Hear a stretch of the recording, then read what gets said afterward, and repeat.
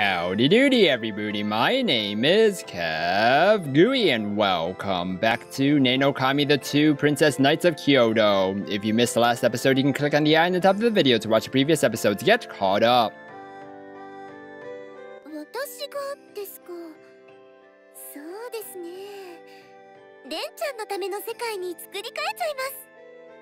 Of course. What the heck is she even saying? I'm kind of taken aback. A half joke. Which means she's half serious. Good thing she's human. There are an awful lot of people in the village who I'd rather not go up against.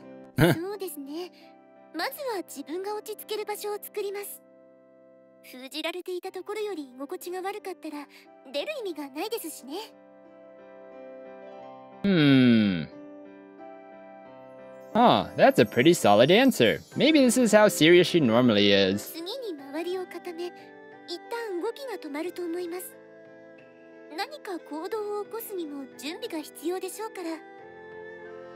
Interesting.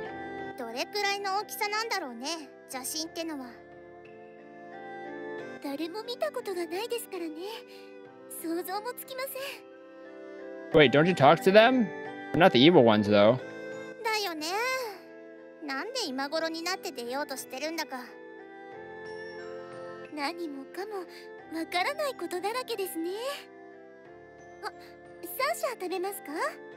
Sasha?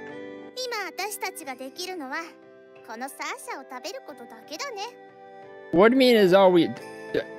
Wasn't there like a huge amount of candy or something?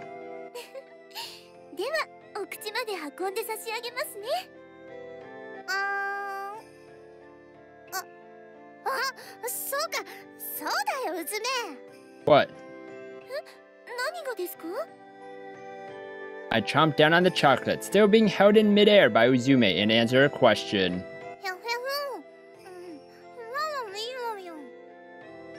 What? No idea what she said. Listen to them directly?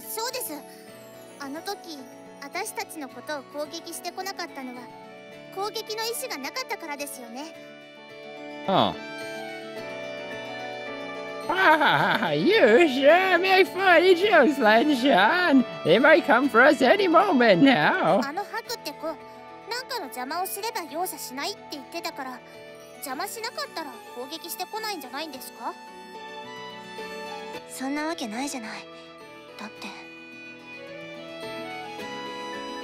Oh, you're right. The last time they appeared, not once did they harm the ordinary townsfolk.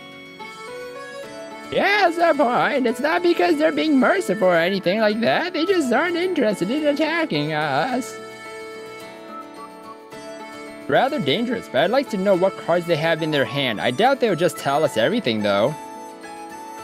The risk is too great. I think we should proceed as we always have. Evacuate the citizens and ambush our foes in the northern part of the city. It's a good plan. That's the problem, though. The government is hesitant to declare a state of emergency in the area. They can't say that there's a demon from the mountains on a rampage.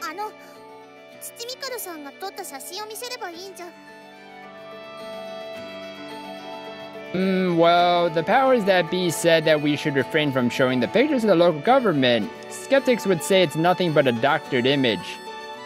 That's true. I mean, a dog with 3 eyes, a girl with a tail? I mean, but there are, like, professionals out there that can really tell the difference, right? Or know that's fake? Or real? If I didn't come here, I'd easily have dismissed it as a fake, too. At worst, we may end up fighting right in the middle of town with ordinary citizens at risk. If only we could at least figure out where their objective is. We can narrow it down like we did with Kuruma. Then we can have the government apply some pressure there. I'm pretty sure these people are saying some pretty outrageous things.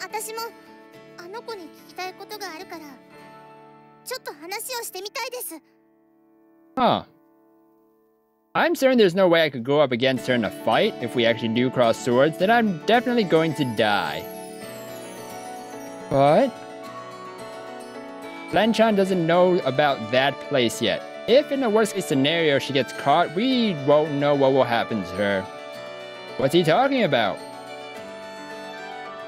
That is true. In an age like this, a fight in the middle of town would almost certainly cause collateral damage. How about this? Our condition is that Shinonome and I go along with her for safety reasons. Of course, Morita-san and Yoshimura-san, please stay here in case anything happens. I'll have the car at the base and work on communications. Leave it to me. If they harm a single hair on Len-chan's head, I'm gonna skin that fox's tail. Whoa, she's one tough granny. She is. Wow. Well, we can't go out in the dark of night, can we? Let's set a date. Like, oh, let's say Saturday, the 9th. I'm busy tomorrow. Paperwork isn't exactly easy, you know. And I'll be training the two of you tomorrow evening. Look forward to it. Yay! Training, July 6th. Wait, I thought we were already July 6th.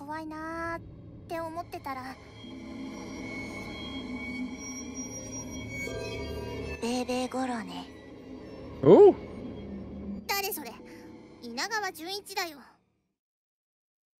After dinner, we talk about ghost stories as we wait at the training grounds. It's 9 in the evening right now.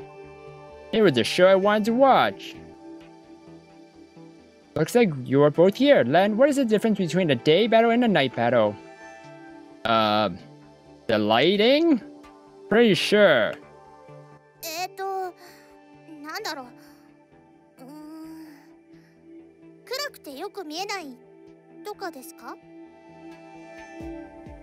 Yes, that is correct. Obvious, but correct. But for us humans at nighttime and without a light source, we can only see about 1 meter around us, but sword wielders have much better night vision than a normal human, although you still can't see as far as during the day.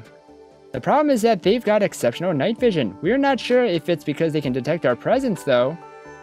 They were able to track us all the way from their position across the mountain.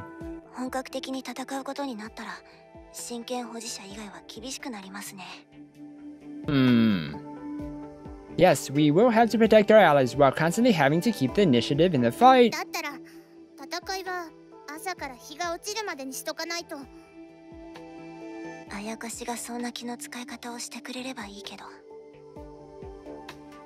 Good point.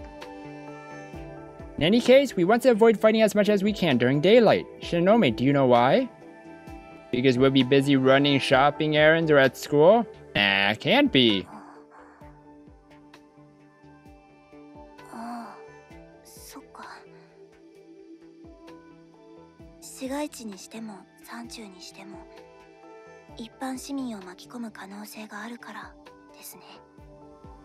Oh. Indeed, though we may be a legitimate organization, we don't have licenses for the blades that we carry around in public. Ah, even if we have been erased from the record, slicing someone up is still a crime, and I actually still do exist in the record, so that's no joke. That being the case, our activities are generally relegated to nighttime. My skin's gotten really rough since coming here. It's going to get even worse if this keeps up. I gotta get more lotion. Well then, on to the main topic. I want you to try and land a hit against me. I don't mind, let's start with Len. Eh? Why me? I don't get her.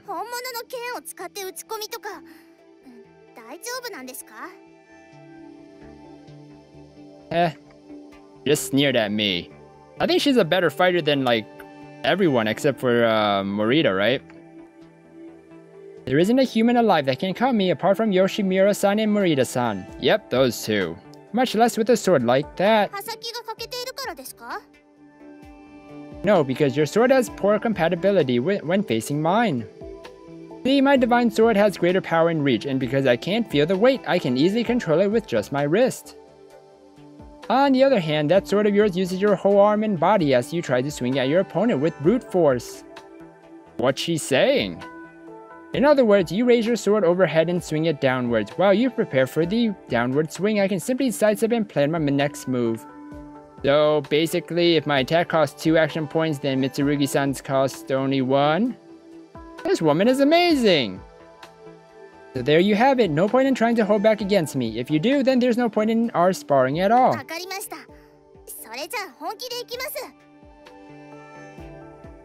Whoa, she's ready.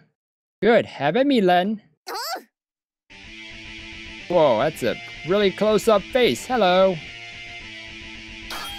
Ooh, that's what it looks like. That's what her sword looks like. Oh my gosh, finally we get to see it. Positioning my sword in front of me, I charge head first at her. Side step here and then step behind. Now I'm behind her and off to the side. Turn and swing.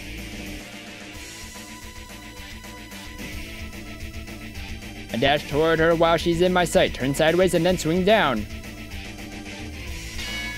Whoa. Switch back. Over the shoulder. Oh ho, that would have worked against an Oni or maybe a dog. Throw yourself into it faster. Faster, faster, faster! Bring the sword to my side. Draw a straight line and... my sword is deflected vertically. Now I have an opening.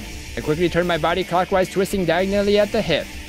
By doing that, I can add my entire weight to the turn's momentum. Tsurugi-san evades just behind me and I give chase. I'm about to dash. But I realize something and stop myself. So you noticed, I'm holding the sword in my right hand. If your body's center of balance is focused on the right, then your entire left side is a blind spot. If I don't face her with my left side, I can't attack. Before you lift your sword up, you first have to face your opponent, but taking your time to do that will get you killed, so what do? Oh no. I see, so...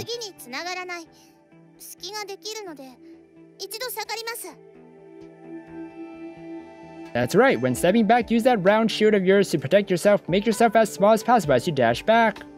Okay, so you're supposed to use this part as a shield. What do you mean? I snap out of it and face Shino.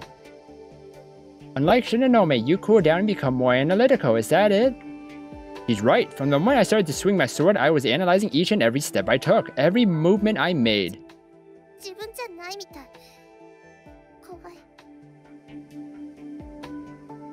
It is a surprise at first, it's just a side effect of using the sword. As you continue to tune yourself with it, the effect will fade. It's nothing to worry about.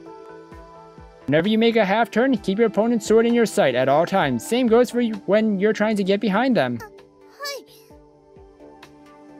You may know all there is to know in theory, but there are some things you can't understand until you test it yourself. Beyond that, you'll need to figure it out for yourself. The understanding of movements from the divine swords is nothing more than supplementary. Adding to that, it doesn't teach you how the enemies will move. It's something you need to experience and show accustomed to.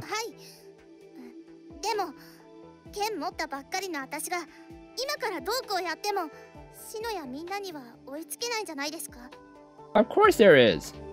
Besides, I haven't decided what to do after this month. That may be true, but you are the best odds to protect yourself, so knowing how to handle a divine sword is of great importance. Nothing to lose if you learn how, I suppose, and I am getting paid for this, so I can't just freeload here, can I? Alright, next up, Shinonome. Len, pay close attention. Whoa, look at her daggers. She has two of those huge swords, right? Or swords. It looks like there's some kind of magnet on each pommel. They can be connected together to form some kind of double-sided spear. It's pretty cool. I bet I'd be beside myself if I saw it as a kid. I think Shino had it split into two and dual wields those because she couldn't handle it well as a singular weapon. And Tsurugi-san only uses one sword, so how is she going to defend against two? Come on, Shinonome. Shino readies her two swords. Mitsurugi-san lowers her hips slightly. And then... Shino leaps forward. She swings the sword in her right hand, which is deflected. She follows up with the sword in her left. Mitsurugi-san fends off the attack with her sword's handle. Her balance disrupted. Shino gives up attacking with left sword and swings her right arm downward. The momentum of the swing causes her body to lean forward. She uses the momentum from that to thrust the sword in her left hand forward. Tsurugi-san holds her one-handed sword straight up to deflect the attack. And then she grabs Shino's right sword by the handle with her free left hand. Panicked, Shino leaps backwards to put some distance between them. What the? Tsurugi-san leaps as well, but she flies even farther and faster, landing behind Shino. As if she knew that sword was coming at her, she readies her sword while keeping one of Shino's in check with her left hand. She blocks Shino's roundhouse slash. She pushes it away. Pushed back, Shino loses her balance and flies back, barely able to stick her landing. Wow, what's going on here? This is so much faster, so much more fierce than any action movie I've seen. It's all happening at a speed I can barely process. Feels like if Mitsurugi-san would waver even for just a moment, she'd get sliced right in half. Whoa, she is ready. I'm seeing a completely different side of Shino that I've never seen before. It's a little scary. Oh, is that it? Alright, that's enough. They continue to exchange blows for another 10 minutes after that. Shino's beginning to show signs of exhaustion. It looks like they'll finally stop.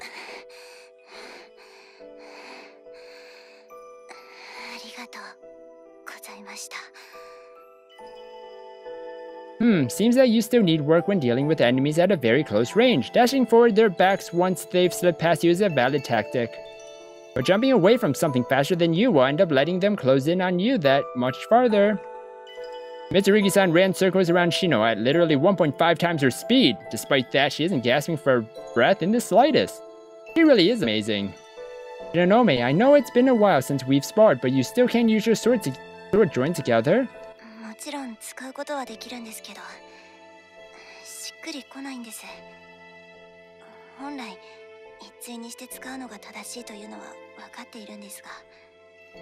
Huh. That configuration makes the most of the sword's special weightless characteristic after all.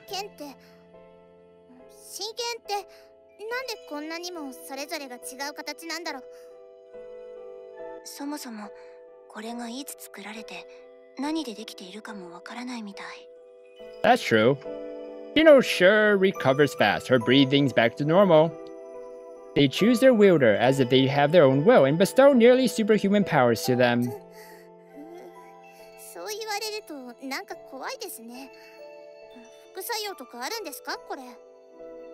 Become evil. A few rare cases have been minor, irrevocable changes in the user's personalities, but I've never heard of anything else happening. Maybe that's why Granny Yoshimura's dentures practically shoot out of her mouth sometimes. I think that's something else. Alright, Len, use the movements you've observed from Shinonome. Spar with me for 10 minutes. Yeah, 10 whole minutes? I mean, why not? Master Mitsurugi's smirk seems to hide a deeper meaning. You've got a shield, so why not train both your attack and defense stratagems? She's crazy!